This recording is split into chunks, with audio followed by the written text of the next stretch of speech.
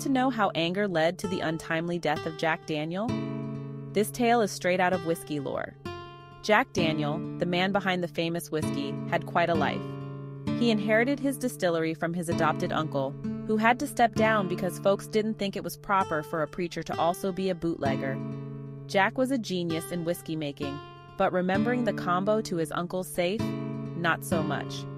One morning, Jack got so frustrated trying to open that cast iron box, he kicked it in a fit of rage. Bad move. Jack broke his toe, and that was just the start of his troubles. The broken toe got infected, and back in those days, medical treatments weren't the cleanest. Over time, the infection spread, leading to multiple amputations of his foot and leg. Sadly, the infection got the best of him, and Jack Daniel passed away. So next time you sip on some Jack Daniels, remember the man who turned a small distillery into a whiskey empire and the kick that led to his untimely end.